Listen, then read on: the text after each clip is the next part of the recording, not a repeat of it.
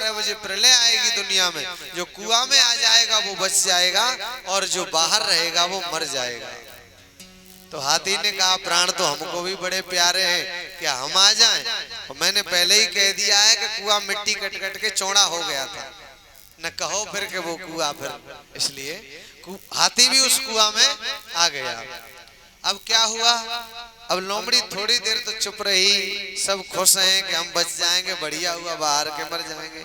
लेकिन लोमड़ी थोड़ी देर बाद बोली, अरे सुनो सुनो सुनो, एक बात मैं बताना भूल गई। ज्योतिष के पीछे वाले पन्ने पे लास्ट में कोने में लिखा है कि जिसने कुआं में छींक दिया तो प्रलय कुआं में घुसा है, इसलिए कोई छींकेगा नहीं। अब जिसको छींक आ रही है वो भी नाक रगड़ लेता है पर छींक नहीं आने देता है। लेकिन लोमड़ी बड़ी चालाक थी, थोड़ी देर बाद लोमड़ी ने युक्ति से काम लिया और लोमड़ी ने एक तिनका उठाया कुआं में से ही, और तिनका उठा करके लोमड़ी ने अपनी नाक में जैसे ही डाला, लोमड़ी बोली अच्छी। सब लोग बोले मौसी ये बात अच्छी नहीं है, आपने ही नियम बनाया और आप ही बिगाड़ रही हो। लोमड़ी बोली चतुराई से, लोमड़ी चतुराई का प्रतीक है ना। लोमड़ी बोली मैं कब कहती हूँ कि मुझे कुआं में रखो, अरे हाथी से कह दो सो मुझे कुआं से बाहर कर दे, और नहीं तो कुआं में प्रलय घुस आएगी। और हाथी भोला भाला बेचारा वो समझ नहीं पाया, कोई नहीं समझ पाया। हाथी ने सूंड में मौसी को भरा और ऊपर फेंक दिया। लोमड़ी खुश हो गई, उछलती कूदती अपने घर चली आई, लेकिन सबको कुआं में फंसाया ही अपने चक्कर में। कामदेव कहते हैं बस देवताओं तुम्हारा बस वही लोमड़ी वाला एक किस्सा है। अरे तुम्हें पता है अगर मैं समाधि खुलवाने गया तो मौत आएगी, मौत, क्योंकि शिव जी की समाधि जैसे ही खुलेगी वैसे ही वो जल करके भस्म हो जाऊंगा मैं। लेकिन तुम कहते हो तो मैं जाऊंगा। परहित लागित जय जो देही, जो पराहित में प्राण त्याग देता है उसकी प्रशंसा होती है, उसका कल्याण होता है, इसलिए पराहित में मैं प्राण भी दूंगा, ये मैं स्वीकार करता हूँ। और वो चले कामदेव, और काम जब गए तो वहां जाकर के गर्मी का महीना था, गर्मी, और उन्होंने देखा है शिव जी की जहाँ समाधि लगी हुई है, ग्रीष्म ऋतु को भी बसंत बना डाला।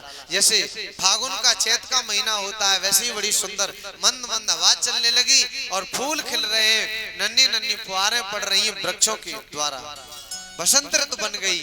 और बसंत का ऐसा प्रभाव कि सारा चराचर जो था वो काम के वशीभूत, सभी वासना के अधीन हो गए।